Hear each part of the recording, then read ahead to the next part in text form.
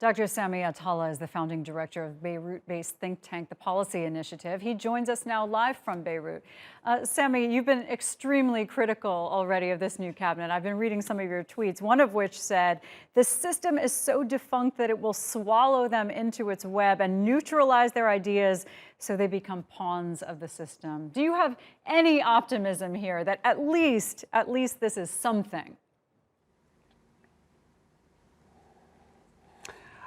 Thank you for having me. It would be very difficult to be optimistic. I mean, one can only be naive if we can believe that the new government will be able to change things. And the reason is very simple. Now we end up after 13 months of a hodgepodge cabinet from different confessional sects and political loyalists. Even when I sent this tweet, I was assuming and I was hoping some of them would be independent or technocrats, but even now they're in fact less so than we actually thought they will be or they are.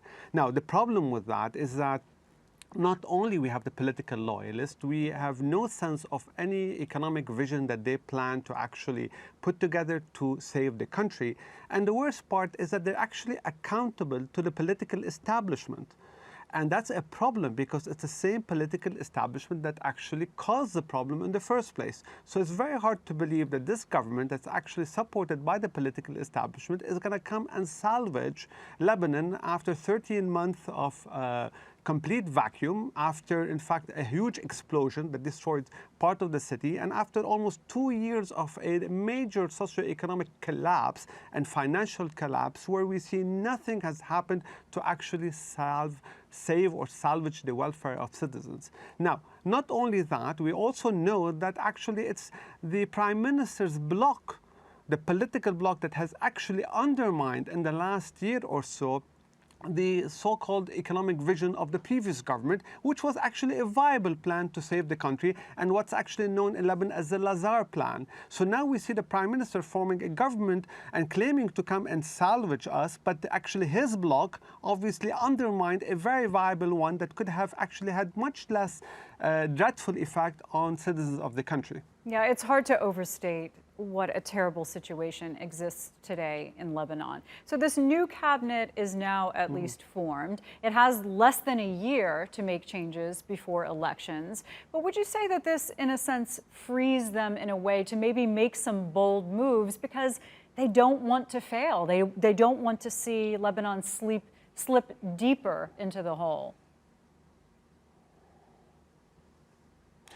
I mean, they have to, otherwise, frankly, it would be criminal not to do anything or salvage the country or take major bold moves. And the first one is they need to actually help the people and impose a social protection system of some sort, especially after removing the subsidies, where now most people, more than 74%, according to a study by ESQA, UN ESQA, are actually living under poverty.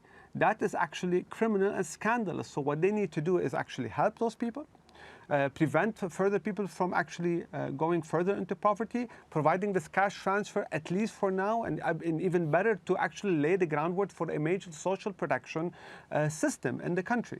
And also they need to put a credible macroeconomic framework whereby actually the losses are dealt with, the financial losses that is, that the political establishment has been hiding and protecting the central bank and the banking sector from revealing how much these losses are.